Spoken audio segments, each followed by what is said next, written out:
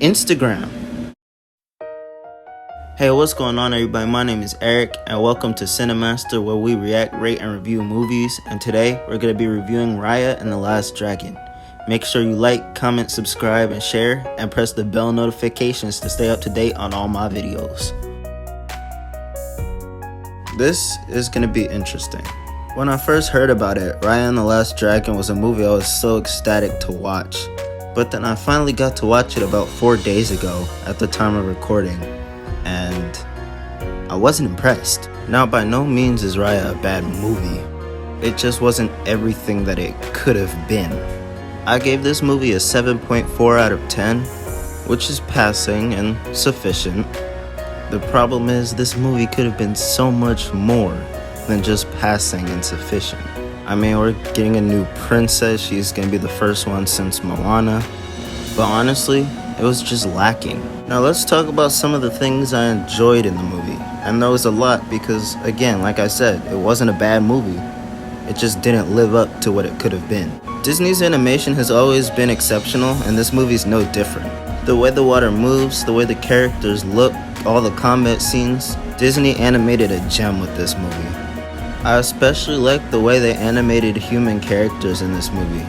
Humans have always been difficult for studios to animate, as can be seen here with this picture of a whole bunch of Andys at Andy's birthday party in the original Toy Story movie. But here, Disney actually made the humans look pretty good, so props to them.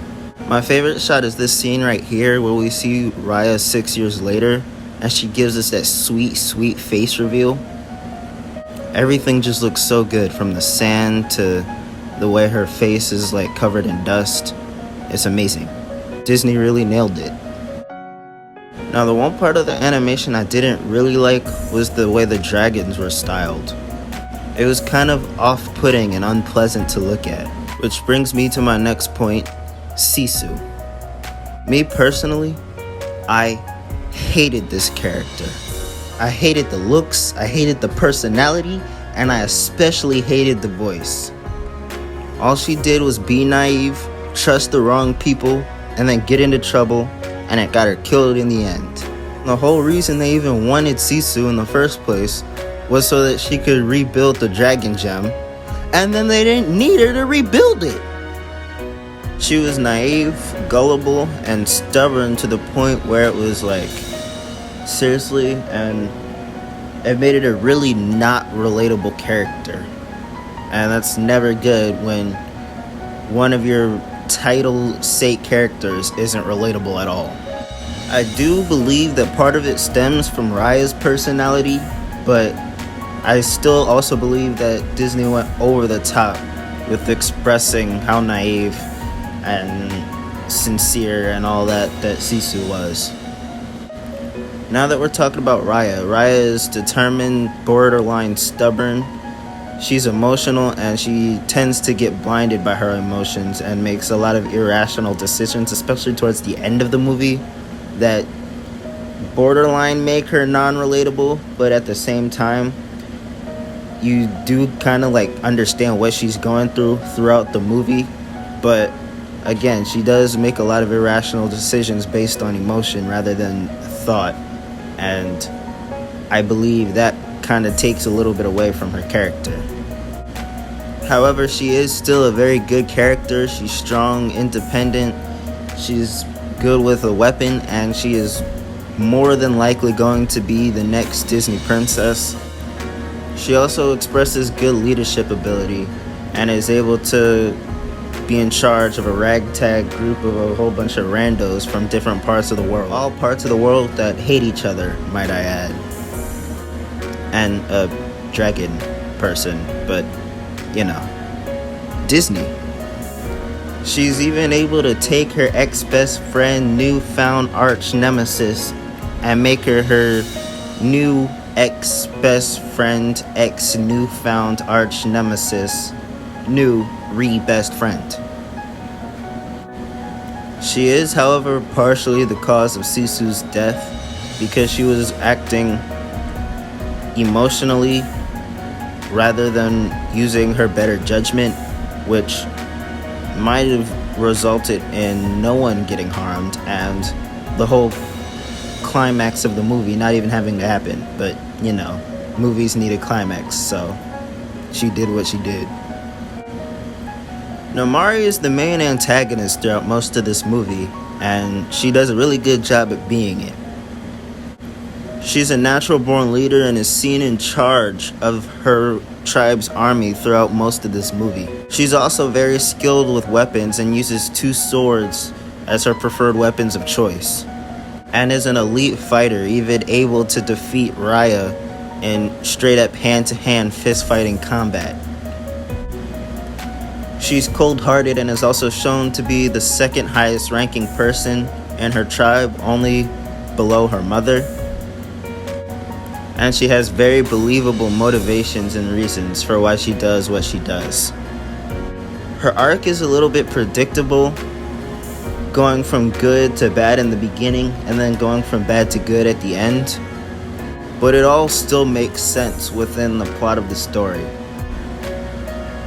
Boone steps up and is really the first character after Raya to really do anything. He's the first one to ask Raya if he can help her save the world. He's the first character to trust Namaari with his Dragon Gem after Raya does. And it's almost like he's the second in command for this ragtag group of randos that end up saving the world. From what I could see, it was almost as if he developed a kind of like a younger brother, older sister relationship with Raya, which would make sense considering he lost his entire family to the Drunes.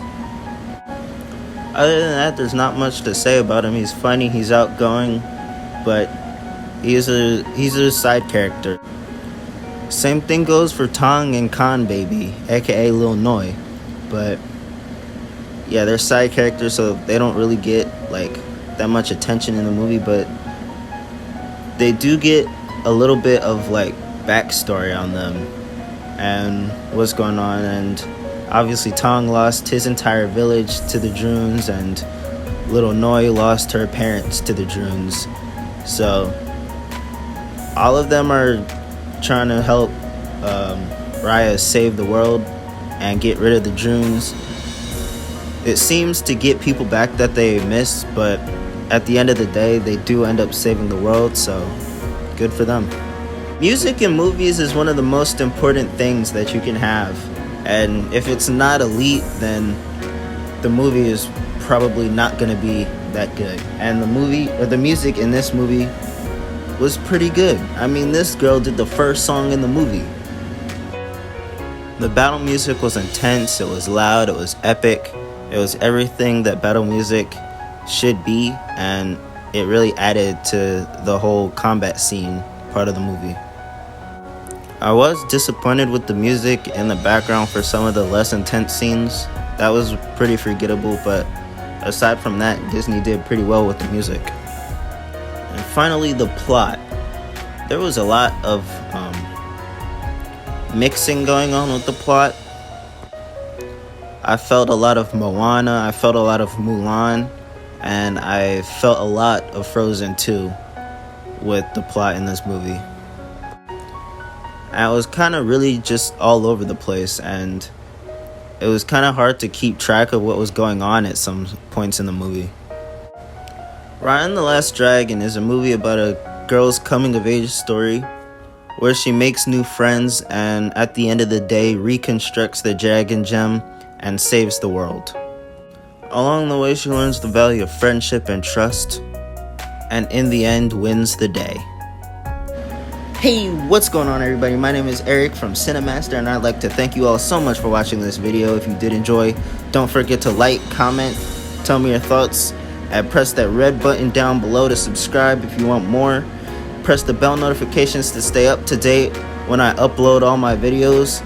If you want early access, full-length reactions and reviews, or anything else, make sure you press the link in the description. It'll take you to my Patreon. And make sure you follow me on Instagram at CinemasterYT.